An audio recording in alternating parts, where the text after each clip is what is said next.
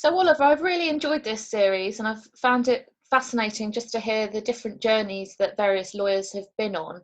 I think for me, one of the things that has really come out of this series is how important it is to be empathetic.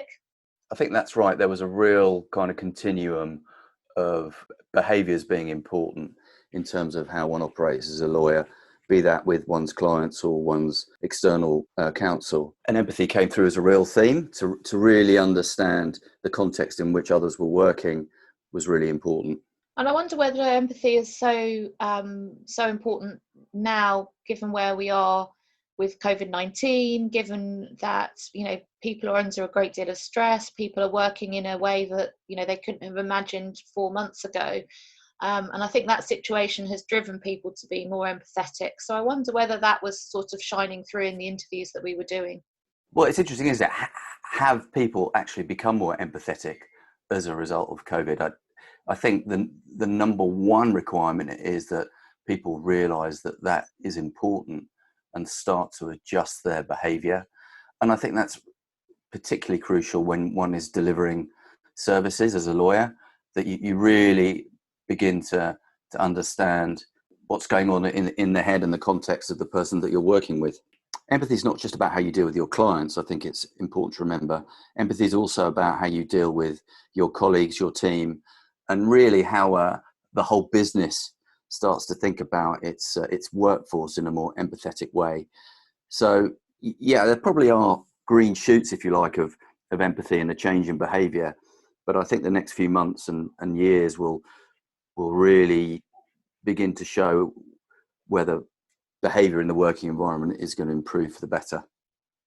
Yeah, I agree. And I think, again, one of the things that several of our guests talked about was how lawyers need to really think about the skills that they're equipping themselves with. And going forward, it can't just be the law that lawyers learn. It has to be more than that. And perhaps empathy is one of those things that law firms or, businesses with big in-house teams or small in-house teams need to start thinking about empathy as a skill, and as a skill that can be taught, and as a skill that can be developed. So, and you're right, so much of the focus is on delivering or being legally trained and having those skills, and not enough focus is, I don't think, on those behavioural skills. If I think back to my time at law school, it was the technical skills that are required, as opposed to all the softer skills that wrap around the delivery of those legal services. So, Oliver, I know that you've been speaking to Joss Mathieson, who is a fellow coach, and he is someone who, whilst doesn't necessarily coach lawyers, has been doing a lot of coaching with leaders right now. And I know that you spoke to him about leadership behaviours needed in light of COVID-19. So what are the key skills going to be for leaders moving forward then, do you think, Joss? Well, I'm sure you're familiar with the term VUCA, right? So, it stands for volatile, uncertain, complex, and ambiguous. It's become a really popular acronym, predating the pandemic that we're living through, to describe, this kind of crazy, turbulent world that we're in.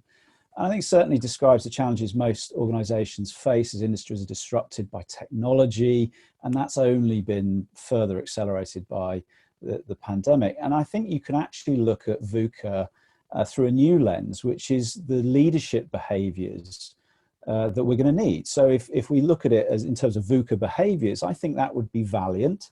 I think it would be understanding, compassionate, and authentic. So we need our leaders to be valiant. They need to be brave enough to be curious. We need them to actually do the right thing. We need them to actually be looking out across all their stakeholders and making decisions which are right for the medium to long term and not just the short term, if they possibly can.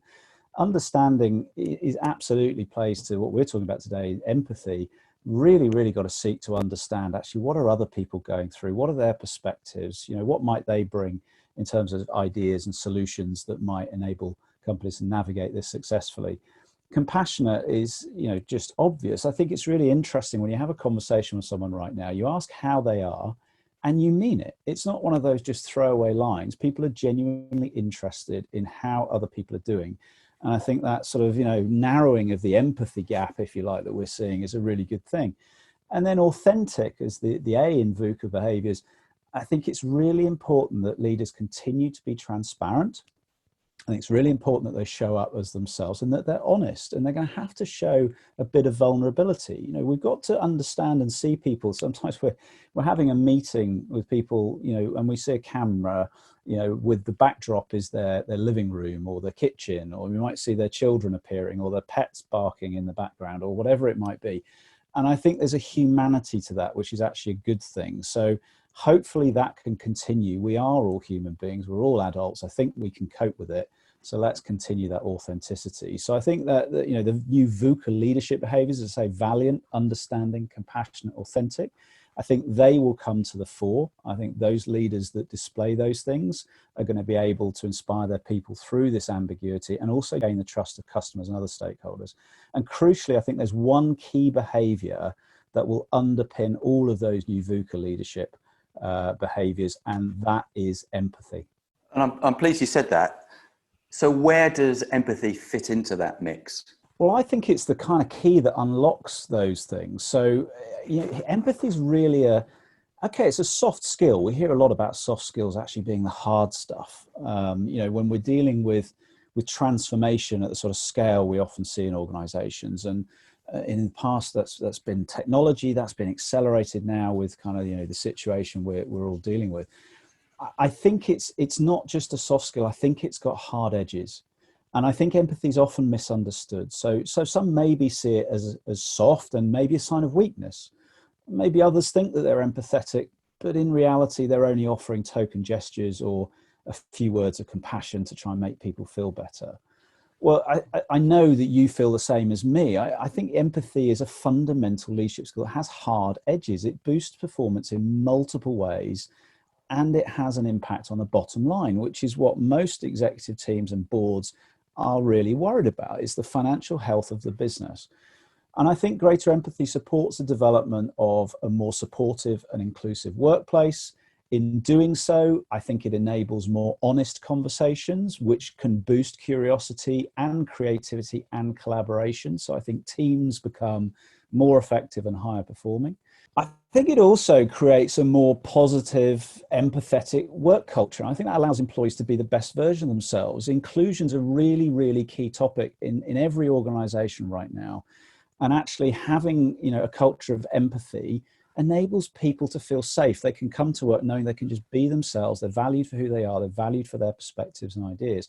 And ultimately, all of that is going to help businesses to thrive in the long term. So I think empathy is key, but it's not just right for now. It's essential as a leadership skill to really drive a successful organization. So Oliver, it was really interesting hearing Joss talk about trust, because, you know, where we started this series was with Jonathan Grigg talking about how working remotely has really led to leaders having to trust their workforce, but also blowing apart some of the myths perhaps around remote working, where people weren't trusting their employees to actually work, and that myth having been busted. So it's really interesting how we started off this series looking at trust, and here we are at the end again thinking about trust and how important it is. That's right. The example you just used is about trusting internally, so trusting one's employees, and if we've made progress there, absolutely fantastic. Trust is also important in your relationship with your lawyer, obviously. I think maybe what Joss is touching on here, it's not just about trust to do a good job or trust to get the deal done, but it's trust around those behaviors to really understand the context of the business. Because we're going to have so many changes in client-lawyer relationships moving forward, where if the lawyer doesn't understand what's truly going on in the organizations that they represent, then the ability to deliver that top quality service is really going to be challenged.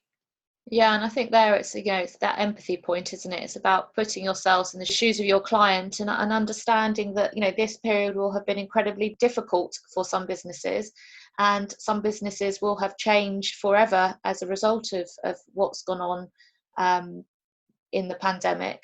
And it's trusting yourself as a leader to be authentic and to be empathetic with clients who might need that right now. And there's an echo of what Natalie was talking about around really taking time and investing in understanding your clients. Yeah, I agree. And I think, and that ties with, again, with NEAR and how, empathy is really the key to innovation. And I think that's what they mean there. It's about, if you truly trust in the relationship, if you truly open yourself up to understanding what your fellow, your fellow workforce, your fellow clients are doing, then I think that I agree with Nia. I think that empathy really is that key to unlocking innovation going forward. I love Joss's adaptation of VUCA: valiant, understanding, compassionate, and authentic. And look, we all expect our lawyers to be valiant, I imagine. But the other three are real behaviours, and maybe what Joss is saying there is that we've got the opportunity here to really amp up those skills and work more effectively with our clients. Yeah, and I think the one that stood out for me was understanding, and obviously, seeking to understand is Steve Covey's 7 Habits of Highly Effective People. Something that I think many people look to and can repeat. But in my experience, and I do lots of training with law firms to try and help their lawyers listen better, to try and get them to have that understanding piece. And I think that in order to be able to get there, I think it's an easy thing to say. I think it's a lot harder in practice to achieve. And maybe this is an area where everyone's legal training falls short, just that ability to listen really, really effectively. With that high quality listening, understand the context, and also, particularly in negotiations, something I used to love doing, really understand where the opportunities are by both what is said, but also maybe what's not being said. Yeah, and I think it's interesting, and again, it's echoing some of the things that Jonathan was saying about how lawyers. I think if you speak to lawyers, I was trained as a lawyer. I think one of the things you would say is that you are trained to listen and that you do listen well. And I think that's true for many. But I think actually what Jonathan said right back at the beginning in episode 1 rings true, which is what lawyers are trained to do is they're trained to be that person that gives an answer. And I think there's a real desire to fix things, and actually that sometimes does rub up against that need to actually sit back, to not say anything, to let the client speak, to let the client sometimes vocalize aloud. So there's a real kind of struggle there for me between what lawyers are trained to do, which is trained to provide a solution, which is trained to help, which is trained to offset their client's risk, versus quite different skill set, one which you and I have found later on in our careers through coaching, and that skill set is very different, and it's about not being the one that jumps in and giving the solutions. It's about being the person that can give a space, that can provide that listening environment so that you can properly understand. So Oliver, I know that you then went on to ask Joss what organisations he thought were doing this well. Are you aware of any businesses that you think are doing empathy really well? Well, I think a great example is Microsoft and their new CEO, Satya Nadella, who, when he came in, he saw that the culture of the organization wasn't where it needed to be. And he really set about, moving their culture from knowing it all to learning it all. And he put empathy absolutely at the core of it. So what it's doing is driving far better understanding. There's an empathy for their customer, understanding where the customer is and also where they need to go. And I think there's an empathy for colleagues. And so that's driving and fueling innovation.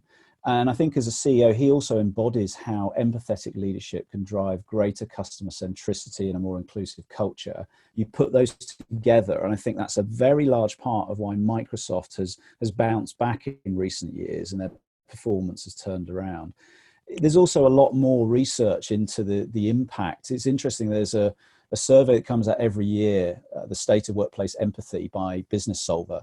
And over the last few years, they've seen increasing awareness among senior executives of the importance and impact of empathy.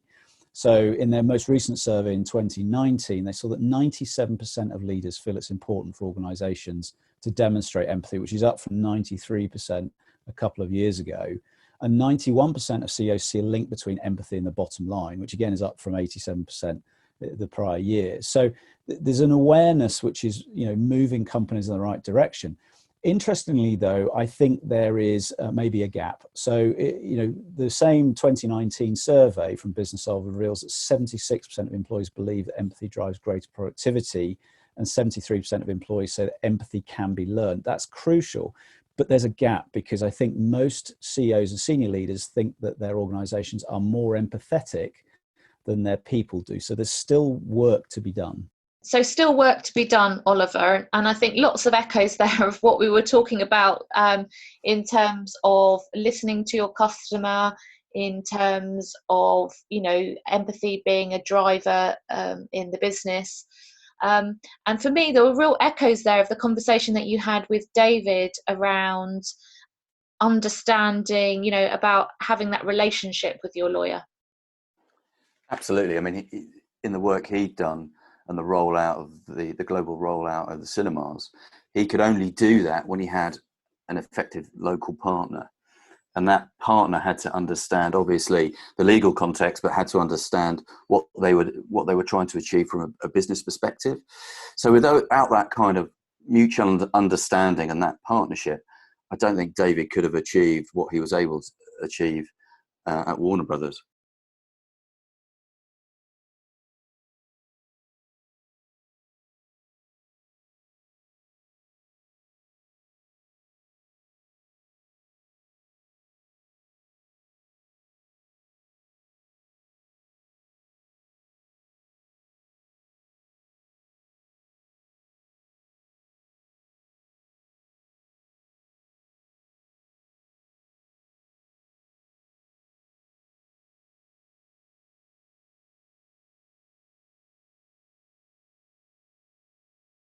And he mentioned that survey, and I know, so Ben, what we can do is we can cut in. So there's a new survey out at the end of June. So I suggest what we do is, because this will be later than June when it comes out, I'll check out the new survey and we can maybe just do a reflection on whether things have moved on with the new survey.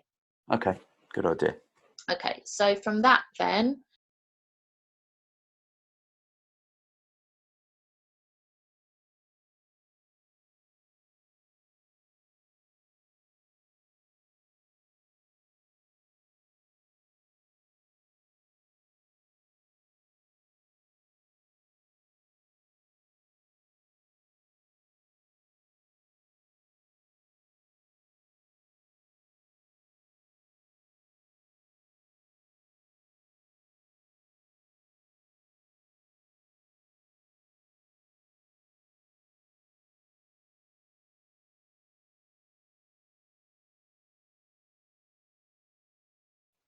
I then went on to ask Joss about different types of empathy.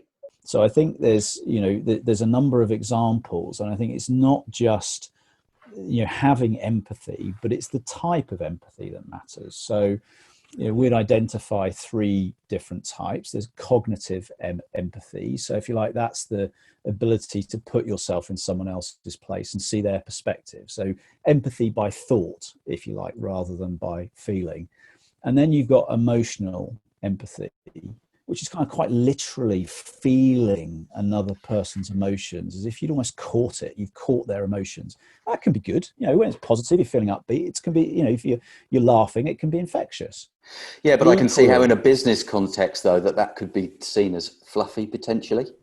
It could be seen as fluffy, but also it can be a cause of, it can be quite overwhelming. So you think what we're going through now with all the uncertainty, and the imbalance of emotions, if you're getting bad emotions are flowing in your culture, we're not being counterbalanced with more positive views, with those VUCA leadership behaviors we were talking about earlier, then I think that can really get to people. And we know resilience and well-being is a massive issue, not least because the world we were in was already a very disruptive and uncertain one, but even more so now, where four types of well-being, people, physical well-being right now is crucial. I don't really want to be exposed to more risk than is acceptable.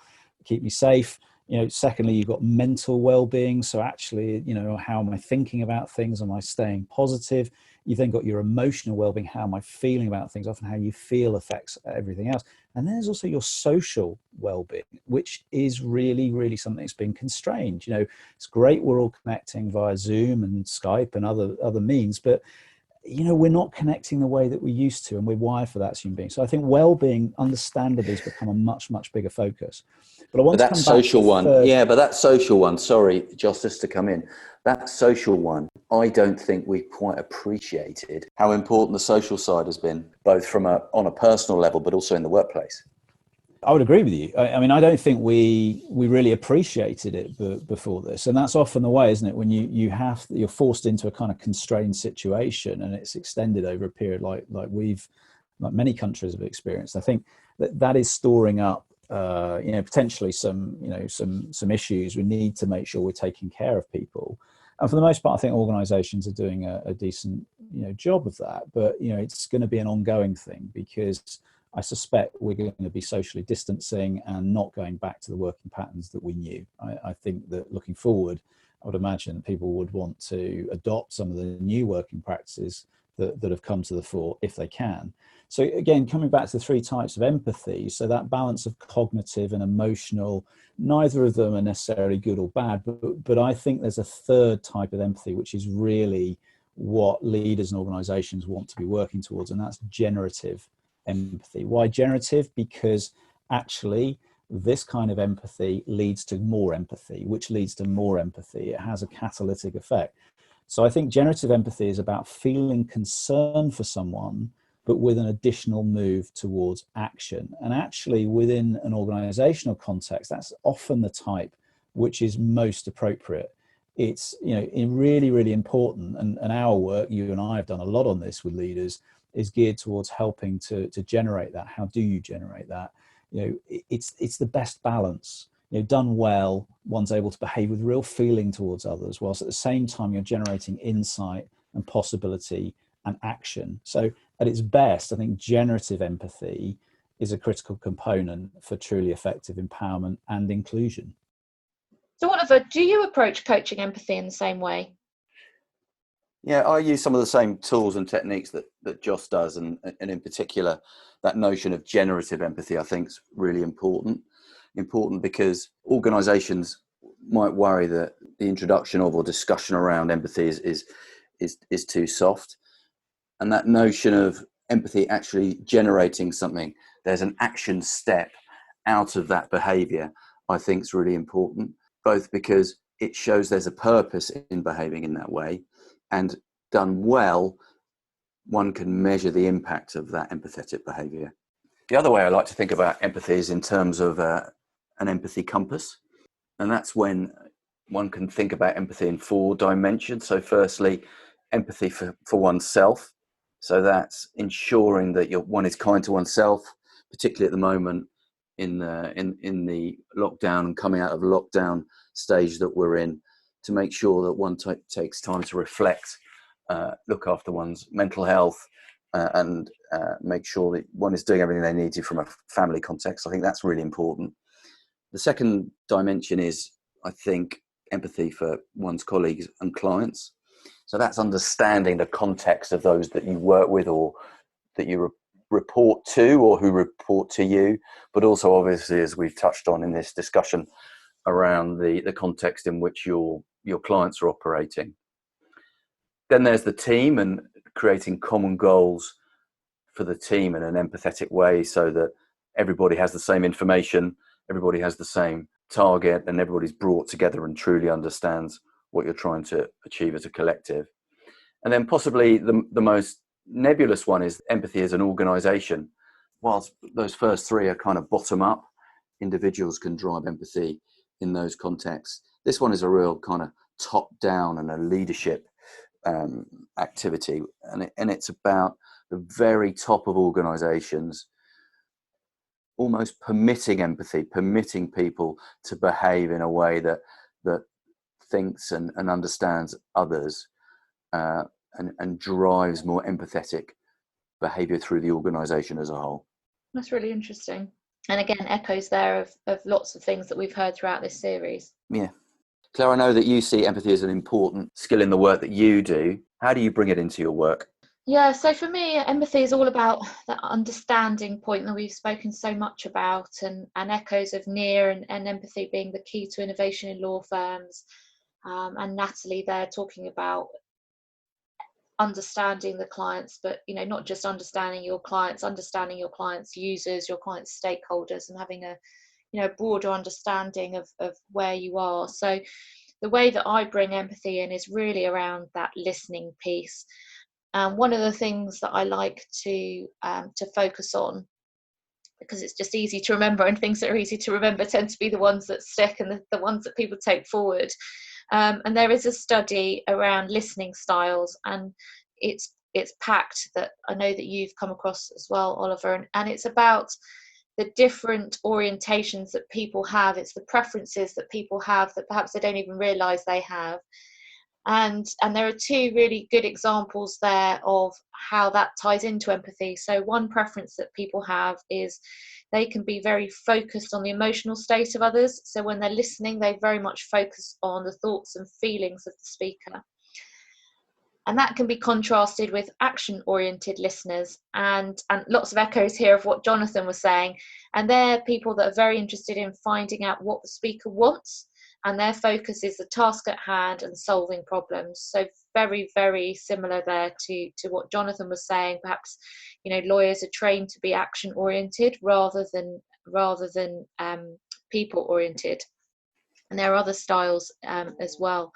But where that's interesting with empathy is that sometimes people who have a people orientation, so those people that look for the emotion, have a higher sympathetic empathy, so they've got a higher concern for others. But they don't actually, studies have shown, always have a congruent response. So they don't necessarily always feel what that other person feels. And you might not be surprised that action-oriented listeners are lower on empathy, but what was coming out of studies is perhaps they're nervous about empathizing. They can respond to the emotion, they can see them, but they prefer to stick to the facts. So for me, the way I bring in empathy is about, reflecting. So thinking about your compass, Oliver, it's about the self. So, what's my default? What do I think? Reflecting on, how empathy plays into you as an individual. And then thinking about how understanding, listening, empathy comes across. And actually your compass is perfect for that. So thinking about how it comes across when you're listening to colleagues, how it comes across when you're thinking about clients. And again, in the teams that you're working in, how does empathy and listening play out?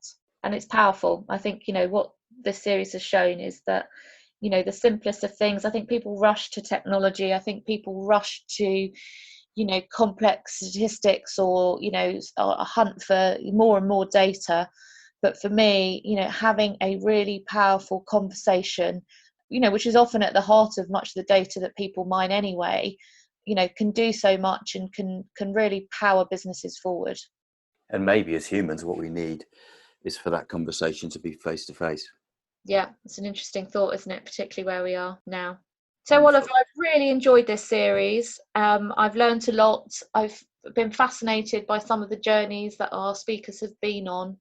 And I'm really looking forward to our second series. And if anyone listening would like to take part in that series, maybe your private practice, maybe you're a GC, maybe some of the themes that we've talked about in this series have resonated with you, we'd love to hear from you. Yeah, it's been brilliant, Claire. Really enjoyed doing it and look forward to the next series.